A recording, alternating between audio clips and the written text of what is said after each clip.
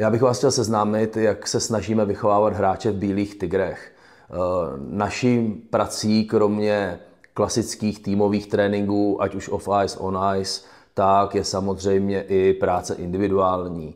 Právě na individuální práci s hráči, ať už v malých skupinkách nebo 1 na 1, si Bílí tygři zakládají, stejně jako na tom, že akceptujeme a spolupracujeme i se soukromými subjekty zvnějšku, na které ty hráči jsou třeba zvyklí. Právě díky tomu, že se snažíme pracovat individuálně, což je náročné na čas trenérů, na čas hráčů, na ledové plochy a podobně, tak bylo pro nás tuto sezonu velkou výzvou skloubení tohoto programu se školními povinnostmi hráčů.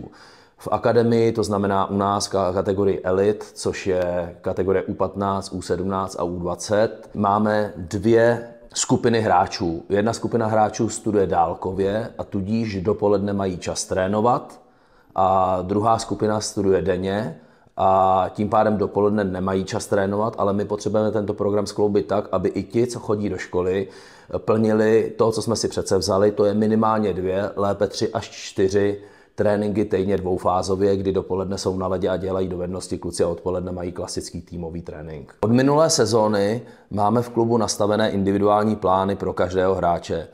Tyto plány máme nastavené pro hráče od 3. třídy až po kategorii 20. Od letošní kategorie jsme tam dokonce dali i mladší hráče A týmu, kde celé individuální plány spravuje a obhospodařuje Petr Jelínek jako development coach s jeho týmem.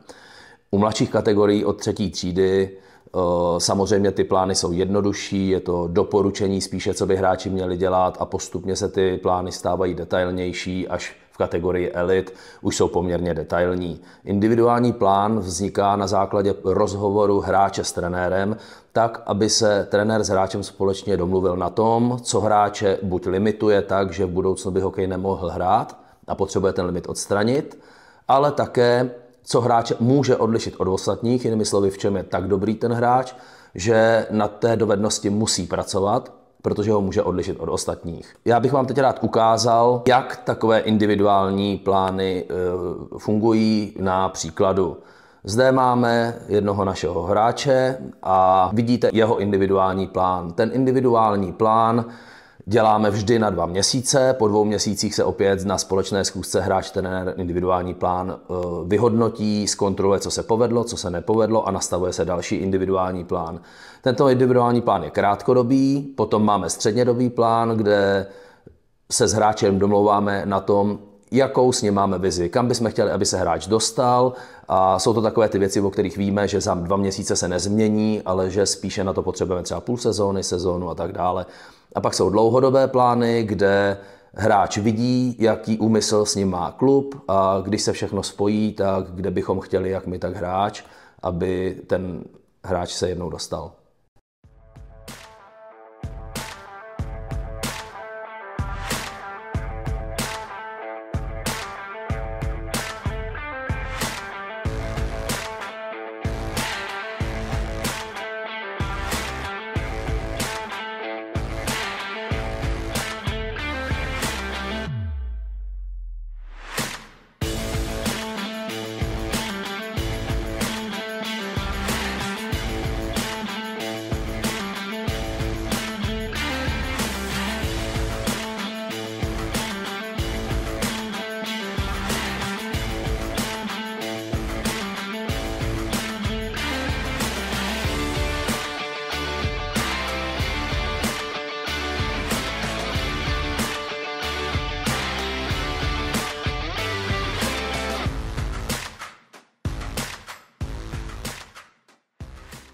V rámci každé sezóny se snažíme náš sportovní program posouvat dál a dál a dávat tak hráčům co možná nejlepší servis a podmínky pro jejich růst.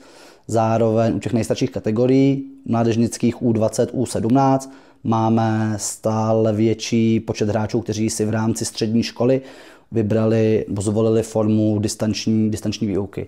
Ze sportovního hlediska to nám jako trenérům, tak i těm samotným hráčům vlastně dává mnohem větší prostor pro jejich sportovní vytížení a trénink vlastně během dopoledne, během dopoledních hodin. Zároveň ale pro nás výzva umožnit ten nadstandardní režim i hráčům vlastně v klasickém studijním režimu. U hráčů z denního režimu je zásadní na každého kouknout trošku individuálně a napasovat ten dopolední trénink na předměty, které se dají omluvit nebo lehčeji doplnit, případně doplnit alespoň jeden trénink v čase před školou. A to se nám letos, troufnu si říct, povedlo lépe než v předchozích sezónách. To samozřejmě znamená větší náročnost na počet tréninkových jednotek, zapojení trenérů, ale i například hráči U17 na denním studiu mají letos minimálně 2 dovednostní ledy týdně nad rámec týmových tréninků. A jsem moc rád, že máme v klubu hráče, kteří opravdu poctivě trénují, dávají hokeji maximum a zároveň zvládají studovat náročné střední školy. Pro hráče na distančním studiu jsme od letošní sezóny nastavili pravidelný režim pondělí až čtvrtek, kde sraz máme vždy v kabině buď v 8:15 nebo v 9:15, podle toho, o jaký den se jedná, a na to vlastně navazuje klukům jejich dopolední program.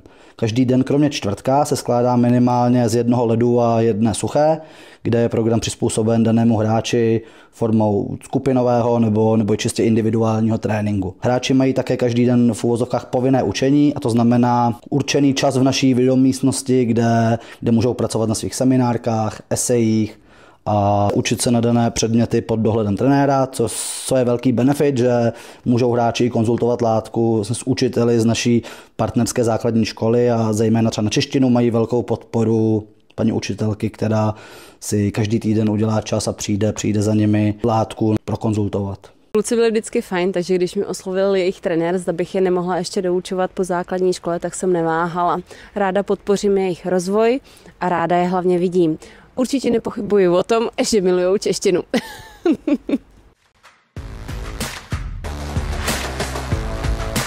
Nechceme, aby se hráči, kteří nechodí do školy na denní studium, flákali mimo tréninky na hotelu, ale chceme pro ně nastavit a připravit takový klubový program, aby měli hráči nastavený pravidelný režim a čo si tu cestu té distanční výuky zkrátka zvolili.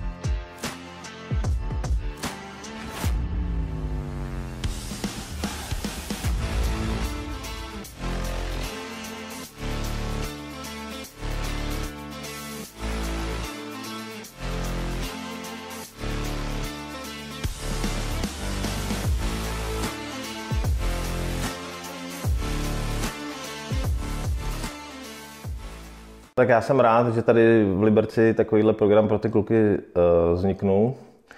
David je jeden z těch, co studuje dálkově.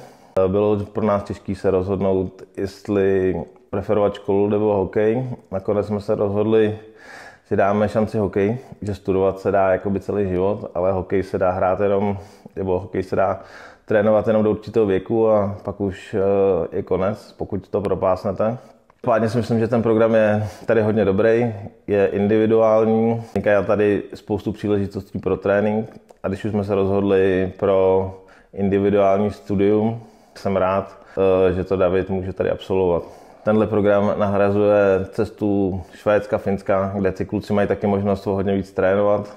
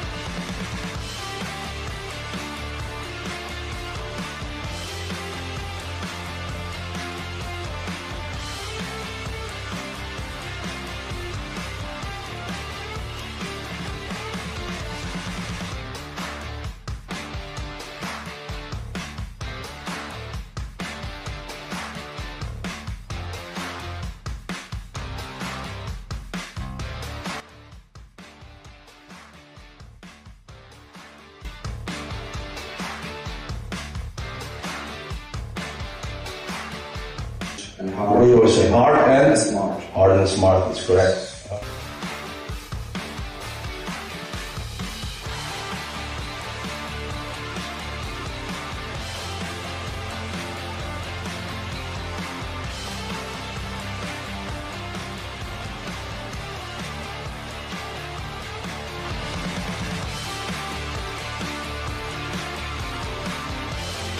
Off goes backwards, you give them a puck.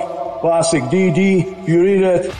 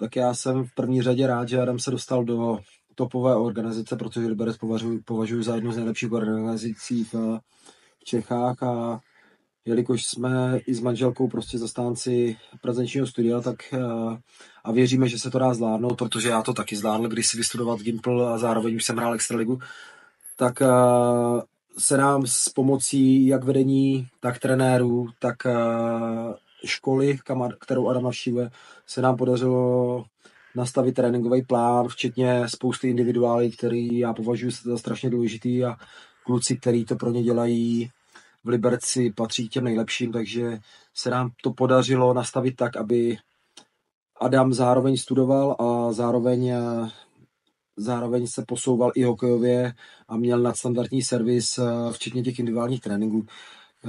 Jak říkám, je to za mě strašně důležitý, ale pro mě osobně a pro naši rodinu škola je základ a věřím tomu, že s pomocí jak všech ve vedení, tak všech trenérů, tak pomocí školy prostě to Adam zvládne a bude se posouvat v jedné i v druhé kategorii.